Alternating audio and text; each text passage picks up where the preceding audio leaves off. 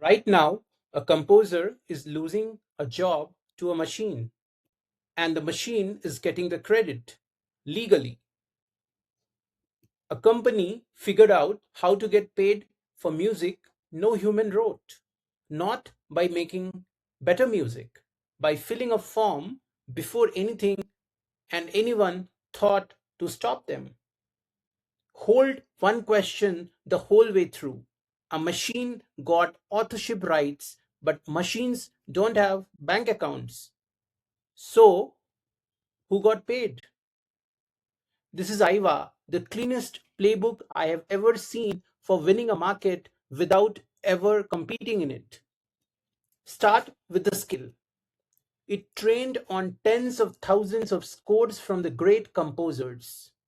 Over 250 styles, founded in 2016 in Luxembourg, a country that is not a music hub, and this isn't a toy.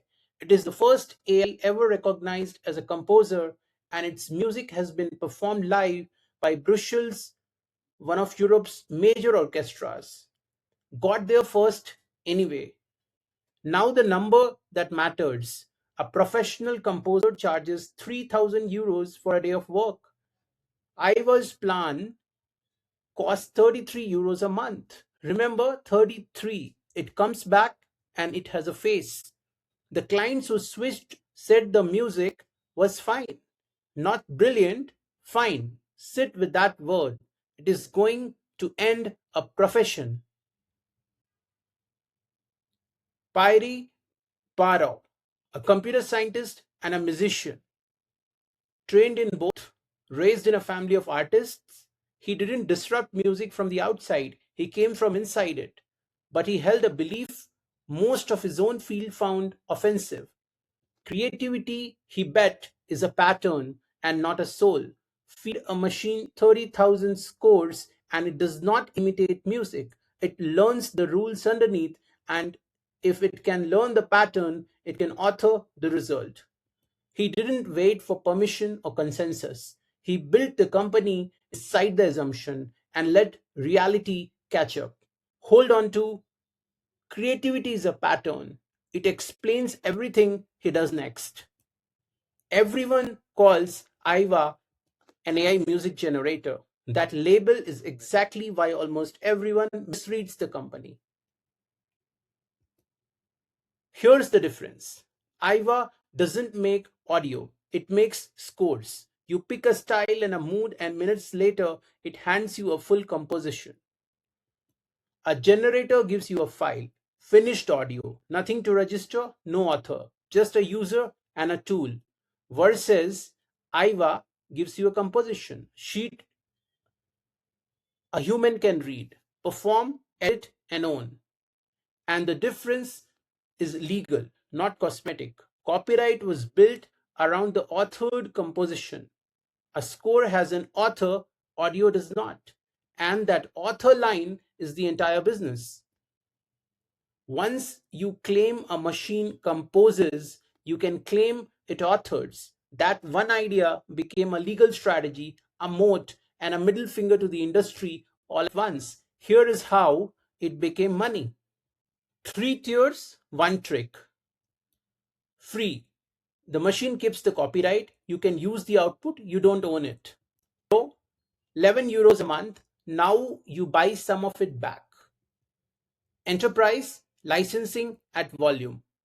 Look at what that pricing actually is.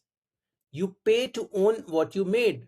In a product where the machine is the default author, that is not a pricing page. That is the whole thesis turned into a checkout button.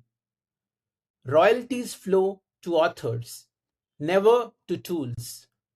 A brush earns nothing, a synthesizer earns nothing. So Barrow made AIVA an author and put the company inside the royalty stream instead of outside it.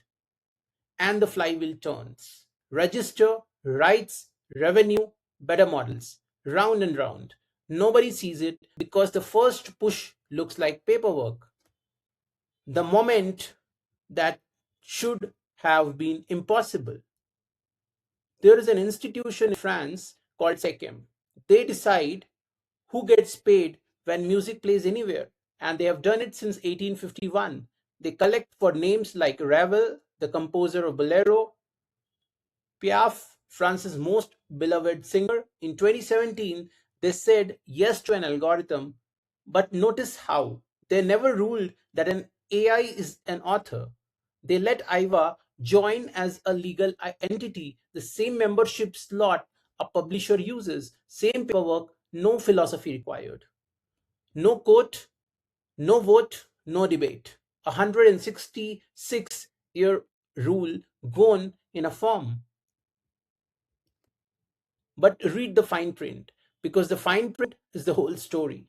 One, it registered the company, not the machine. Royalties land in a Luxembourg bank account. The AI author collects nothing.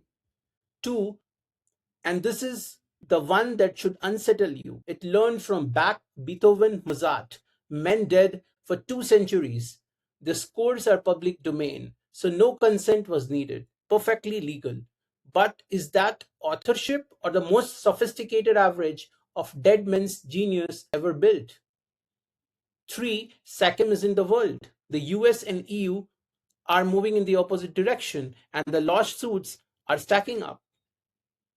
The people on the other side of the flywheel. If you've ever paid for music, for video, a game, a deck, you are AIVA's customer. The person it replaces isn't a listener, it is a working composer. There is the 33 euros again, and here is its face. A real composer. I lost the commission to AIVA. The client paid 33 euros for a month of it instead of my day rate. The music was fine, and that's the problem. It was fine. Fine doesn't have to be great to take your job. It just has to be good enough, fast enough, and almost free. Everything hinges on one word: authorship. Author or averaging machine. The claim is authorship, a mind that meant something by its choices. But the reality is no intent, a pattern averaged from work it did not make. So composers aren't losing work to a tool, they are losing it to a legal fiction built out of their own tradition and pointed back at them, where the slow bet finally pays. For years, AIVA looked like a philosophy project with a logo, but quietly it had 7-year head start nobody else had. Then 2024, Suno and Udio, the apps that made AI music go viral, arrive and it explodes into the mainstream overnight. Suddenly, those boring 7 years, the thing everyone filed under interesting experiment was the foundation the whole time. But the catalog doesn't answer the only question that matters. Will the rights survive the decade? The AIVA won authorship in one country in 2017 under a narrow category before anyone understood the stakes. The question isn't whether the music is good. Three ways this ends. The rights hold. Others follow SACM or ignore the issue, and AIVA becomes the Bloomberg of AI composition. Unglamorous, essential, quietly rich. B, the audio wins. The market just wants a track in 30 seconds. Score first becomes a liability and AIVA gets absorbed. C, the unwind. Courts turn on AI training at scale. The moat becomes the liability and the paperwork gets voided. A machine did not get rights in 2017. A company did by building a machine. AIVA never advanced the cause of AI authorship. It used the idea as a vehicle to collect royalties, then wrapped it in philosophy so it read like progress. The author collects nothing. The company collects everything. The real winner is whoever filed the paperwork first. Three things to steal for your own work. One, administrative moves are strategic moves. The strongest modes often don't look like competition, they look like paperwork nobody else bothered to do. Two, good enough is a business model.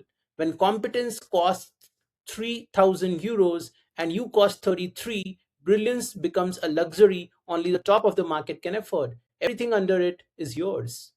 Three, in creative AI, rights are the product, generation is the means. The catalog is the asset. If you haven't mapped where the rights flow, you're building someone else's catalog and you won't find out until it's too late. I asked at the start, who got paid? A company, a Luxembourg startup that trained on dead composers, registered before anyone wrote a rule against it, and built a business where the only way out of the machine's authorship is to hand them money. The music plays right now in a film, a game, a waiting room, somewhere. The composer collects nothing because the composer is not real. The company collects everything because the paperwork is real. And here is what I still can't answer.